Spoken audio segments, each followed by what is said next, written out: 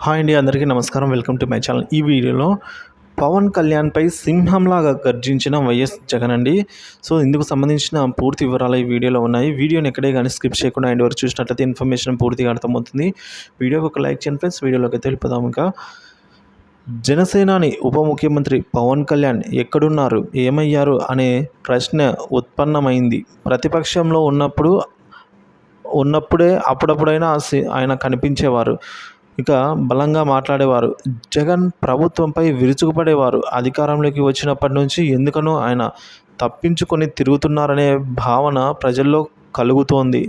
అధికారంలోకి వచ్చిన కొత్తలో నీతి సూత్రాలు వల్లించారు. మనకు అపరిమితమైన అధికారం ఇచ్చింది వైసీపీపై ప్రతీకారం తీర్చుకోవడానికి కాదని పవన్ అన్నారు.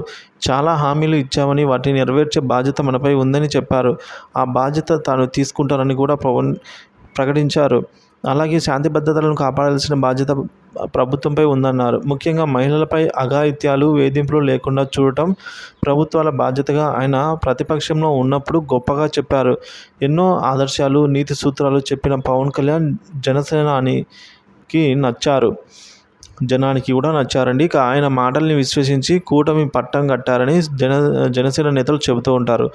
పవన్ కోరుకున్నట్టే కూటమి అధికారంలోకి వచ్చింది. అధికారంలోకి వచ్చిన కొత్తలో పవన్ చక్కగా మాట్లాడడం విన్నాక ప్రజా వ్యతిరేక విధానాల్ని ఉప ముఖ్యమంత్రి అడ్డుకున్నారనే విశ్వాసం కలిగింది. కానీ కాలం గడిచే కొద్దీ పవన్ మౌన సముద్రంలోకి వెళ్ళడం ఆశ్చర్యం కలిగిస్తోంది అంటున్నారు.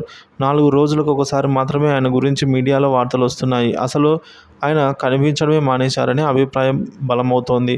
దీంతో ఏ అన్యాయం జరిగినా కనీసం పవన్ కళ్యాణ్ అయినా స్పందించాలి కదా అనే ప్రశ్న తెరపైకి వస్తోంది.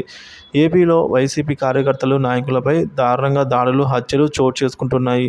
బాలికలు, మహిళలపై అత్యాచారాల గురించి ఎంత తక్కువగా మాట్లాడుకుంటే అంత మంచిదన్నట్టుంది. ఇటీవల నంద్యాల జిల్లా ముచ్చుమరిలో అదృశ్యమైన బాలిక, ఆమె ఆచూకీ ఇంతవరకు తెలియలేదు. పవన్ కళ్యాణ్ రావాలని, న్యాయం చేయాలని బాధిత చిన్నారి తల్లిదండ్రులు మీడియా ముందుకొచ్చి వేడుకున్నా పవన్ కళ్యాణ్ మాత్రం స్పందించలేదు. ఈ ఘటనపై పవన్ కళ్యాణ్ పొంతన లేకుండా మాట్లాడి ఆశ్చర్యపరిచారు. ఉప ముఖ్యమంత్రి హోదాలో ఉన్న పవన్ కళ్యాణ్ ఇలా వ్యవహరిస్తే మాత్రం చంద్రబాబు సర్కారు తప్పుల్లో భాగస్వామిగా వ్యతిరేకత మూట కట్టుకోవాల్సి వస్తుంది అని అంటున్నారు. ఆ విషయాన్ని గ్రహించిన తాను ఏవైతే చెప్పారో వాటికి కట్టుబడి ఉండాల్సిన బాధ్యత ఉంది ఇప్పుడు.